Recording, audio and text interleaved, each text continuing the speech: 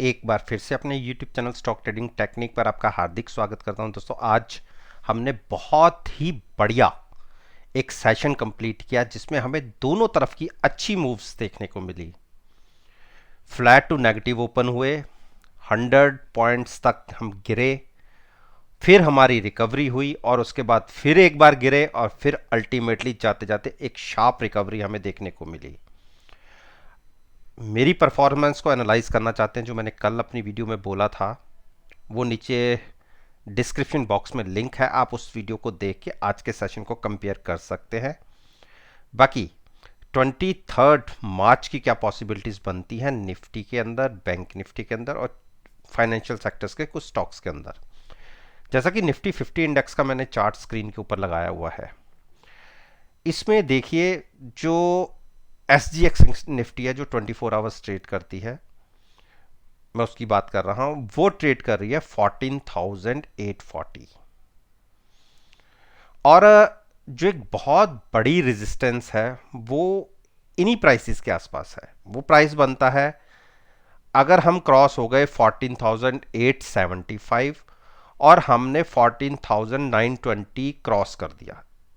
80 और 920 ये 45 पॉइंट्स हैं। अगर इसको हमने क्रॉस करके ऊपर ट्रेडिंग करना शुरू कर दिया, फिर बता रहा हूं 14,925, तो आप निफ्टी के अंदर तकरीबन 300 पॉइंट्स की मूव अपसाइड पर देख लेंगे।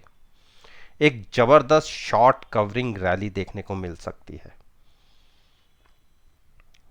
तो जब तक 920 क्रॉस नहीं करती और 14,875 के नीचे ट्रेड करती रहती है, तब तक कोई बड़ी मूव की उम्मीद मत रखिएगा। हाँ, 50-100 पॉइंट ऊपर नीचे चलती रहेगी, लेकिन जैसे ही हमने 14,925 क्रॉस किया तो आप 300 पॉइंट की रैली के लिए तैयार हो जाइएगा। एक बड़ा मूव अपसाइड पर ले सकते हैं उस केस में, और आपको eight the money put buy करके फ्यूचर्स लॉन्ग करने की अच्छी स्ट्रेटजी क्रिएट हो सकती है।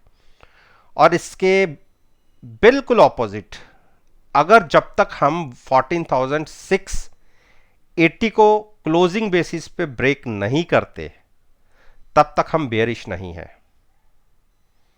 तो दोनों पॉइंट्स मैंने बता दिया, और जब तक इसके बीच में ट्रेड कर रहा है तब तक आप निफ्टी को अवॉइड कीजिए, क्योंकि हमें जब तक बड़ी मूव नहीं मिलेगी तब तक पैसे नहीं बनते। तो वो मैंने दोनों प्राइसेस आपको बता दिए हैं। अब बात करता हूं बैंक निफ्टी की।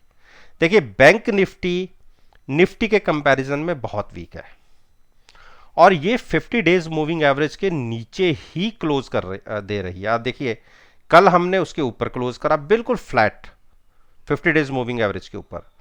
उसके पिछले दिन, यानी आप थर्सडे की बात कर लीजिए, उसमें भी हमने नीचे क्लोजिंग दी और आज के दिन में भी हमने नीचे क्लोजिंग दी। देखिए, बैंक निफ्टी में एक बहुत तेजी से रिवर्सल कहां देखने को मिलेगा। अगर बैंक निफ्टी ने 34,175 के ऊपर ट्रेड करना शुरू किया तो आपको इमीडिएट 500 पॉइंट्स का एक जंप देखने को मिलेगा, जो कंटिन्यू होगा 34,650 तक।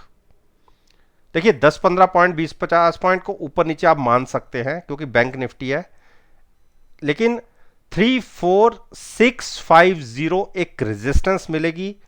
उसके ऊपर हर 200 पॉइंट के ऊपर एक बड़ी रेजिस्टेंस है। बैंक निफ्टी के अंदर एक तगड़ा रिवर्सल, जिसमें कह सकते हो कि सारे सेंटीमेंट्स चेंज हो जाएंगे, वो आज के दिन में जो प्राइस बनता है 35,300 का। जब तक बैंक निफ्टी उसके नीचे है तो कोई ऐसा तगड़ा रिवर्सल नहीं दिखेगा कि सेंटीमेंट्स ही बदल गए। 34,150 के ऊपर ट्रेडिंग मिलने पर हमें 500 पॉइंट्स बहुत तेजी से मिलेंगे अपसाइड पर। और जब तक निफ्टी, बैंक निफ्टी के इसके नीचे ट्रेड कर रहा है तो बाइंग करके बैंक निफ्टी को ट्रेड मत कीजिएगा। वेट एंड वॉच की स्ट्रेटजी रखिए। शॉर्ट कोई नहीं करना चाहता क्योंकि बैंक निफ्टी में ट्रैप होने की पॉसिबिलिटी बहुत ज़्यादा होती है। तो जब तक उसके नीचे ट्रेड कर रहा है तो आप शॉर्ट तो मत करिए, लेकिन लॉन्ग भी मत करिए। 34150 के ऊपर ट्रेडिंग मिलती है तो लॉन्ग करिए, लेकिन साथ में पुट को भी इन्वॉल्व करिए हैचिंग के लिए। अब बात करते हैं रिलायंस की। रिलायंस ने एक डोजी क्रिएट किया है। आप देखिए, डोजी सॉरी करें, हैमर क्रिएट किया है, वो भी बुलिश हैमर। बुलिश हैमर आप समझ रहे हैं। कल से प्राइस जरूर थोड़ा सा नेगेटिव साइड पर क्लोज हुआ है, लेकिन नीचे के प्राइसेस से, नीचे के लेवल से इसमें एक तगड़ा रिवर्सल दिखा है और हाइज के आसपास क्लोजिंग मिली है। देखिए, और एक अच्छी बात यह देखने को मिली कि 50 डेज मूविंग एवरेज के ऊपर क्लोजिंग आई है ये एक। और कल की अगर ओपनिंग हमें पॉजिटिव मिल जाती है तो एक तकड़ा रिवर्सल हमें तकरीबन 2090 तक देखने को मिल सकता है। तो कल की ओपनिंग का वेट कीजिए, पॉसिबिलिटी है कि हम पॉजिटिव ओपन होंगे और एक रेजिस्टेंट 2090 तक दिखेगी। हाँ, 30 पॉइंट्स के लिए तो आप ट्रेड पॉजिटिव साइड पर ले ही सकते हैं। बिल्कुल रिवर्सल दिखेगा 2120 क्रॉस करने के बाद। एक 2200 तक का टारगेट आपको उस केस में देखने को मिलेगा, तो शॉर्ट की गलती करिएगा मत। एचडीएफसी बैंक ने मेरा 1460 का मेरा टारगेट था, देखिए आप आज अचीव कर दिया। और मैंने कहा था कि हमें 1460 तक की एक गिरावट देखने को मिल सकती है। तो यहाँ पर आप एक काम करके चल सकते हैं। अब यहाँ पे एचडीएफसी बैंक को शॉर्ट मत कीजिए। यहाँ तो अब 1460 के आसपास की at the money put buy करके फ्यूचर्स को लॉन्ग करने की स्ट्रेटजी रखिए। और 37-38 के आसपास की आरएसआई है, तो एक रिवर्सल भी, अच्छा जंप भी देखने को मिल सकता है। तो अगर 1415 तक जाता है स्टॉक, तो आप ये मान लीजिए सेंटीमेंट्स चेंज होने की पॉसिबिलिटी बन जाएगी। तो 1540 के ऊपर तो बहुत तेजी पकड़ लेगा, लेकिन डिप के ऊपर बाइंग करने ही स्ट्रेटजी रखनी चाहिए एचडीएफसी ग्रुप के स्टॉक्स को। नीचे के लेवल्स पे शॉर्ट करने में इसमें ट्रैप होने की पॉसिबिलिटी बहुत ज़्यादा रहती है। तो 1460 के आसपास की पुट बाय करके फ्यूचर्स को लॉन्ग करने की एक स्ट्रेटजी ली जा सकती है। इंडस बैंक में मैंने बेरिश बताया था कि कल मैंने कहा था कि अगर 990, 997, 995 और 990 के नीचे अगर ट्रेडिंग मिलती है तो आप एक शॉर्ट पोजीशन ले सकते हैं। और आज देखिए हमने 970 के टारगेट्स भी हमें अचीव हो गए नीचे की तरफ के। उम्मीद करता हूं कि आपको एक ट्रेड मिल गया होगा। अब यहां से क्या पॉसिबिलिटी बनती है, तो बिल्कुल 995 की एक 50 डेज मूविंग एवरेज भी है। जब तक प्राइस इसके नीचे तो आप शॉर्ट में रह सकते हैं। 995 के आसपास की at the money call buy करके फ्यूचर सेल करने की एक स्ट्रेटजी ली जा सकती है। एचडीएफसी को मैंने नीचे की तरफ अब शॉर्ट करने के लिए मना किया था। कल भी हमने एक अपसाइड की मूव देखी, हम 9 डेज मूविंग एवरेज क्रॉस नहीं हुए, लेकिन आज भी हमने वहीं के हाई लगाए, क्रॉस नहीं हुए। अगर हमें 2550 के ऊपर ट्रेडिंग मिलनी शुरू हो जाती है तो आप 50 पॉइंट्स बहुत तेज़ी से देख लेंगे। और 2595 या 2600 के ऊपर ट्रेडिंग मिलती है तो आप तकरीबन 200 पॉइंट्स का एक जंप देख सकते हैं। तो शॉर्ट करने की गलती मत कीजिए। 2550 के ऊपर अगर ट्रेडिंग मिलती है तो आप eight the money put buy करके लॉन्ग्स में बैठ सकते हैं।